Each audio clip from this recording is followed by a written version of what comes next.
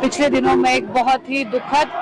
और अफसोसजनक घटना जो है वो कुल्लू क्षेत्रीय हॉस्पिटल में घटित हुई है, जिसमें कि मंजू शर्मा नाम की 22-23 वर्ष की एक बेटी उसकी मृत्यु हो गई है। बहुत ही दुखद विषय था और हम ये कहेंगे कि ये बहुत ही दुख और चिंता का विषय है, क्योंकि वो जो महिला है उनके परिजनों द्वारा ये कहा गया है, वो अपनी आप बीती बताते हुए कहते हैं कि विभाग जितने भी हॉस्पिटल का जो भी स्टाफ वहाँ पे था उनके द्वारा जो है वो काफी दुर्व्यवहार किया गया है, जिसकी कि हम कड़ी शब्दों में निंदा करते हैं। और साथ में इससे पहले भी मैंने भी सीएमओ साहब और एमएस साहब डॉक्टर साहब से इस विषय में बात रखी थी और उनके द्वारा ये कहा गया था कि इंटरनल इन्वेस्टिगेशन जो है वो चल रही है। लेकिन हम ये कहेंगे कि यदि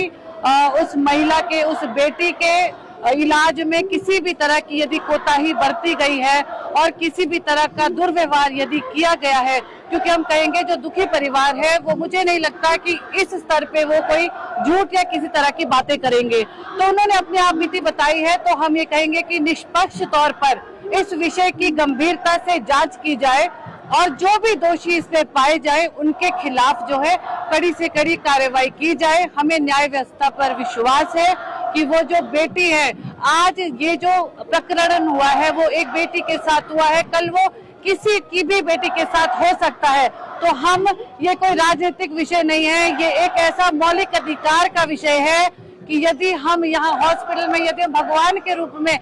डॉक्टर को देखते हैं, तो हम ये कहेंगे कि यहाँ से जो है इस तरह के व्यवहार की यदि बातें सामने आ रही है या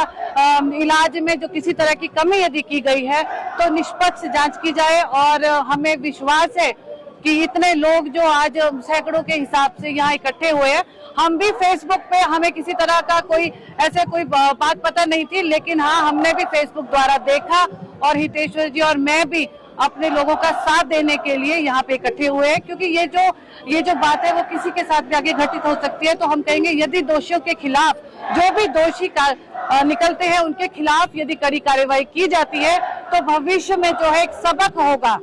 और मैं कहूंगी कि आवश्यकता है हॉस्पिटल के हर एक स्तर के स्टाफ को अपना बर्ताव बदलने की, क्योंकि यहाँ पे एक परेशान व्यक्ति यहाँ आता है तो हम ऐसा उम्मीद करती हूँ कि आगे जो परिवार ने खोया है उन्हें तो वो शायद कभी भी जीवन में वो वापस नहीं मिल सकता है, लेकिन आगे किसी परिवार को ये जो स्थिति है वो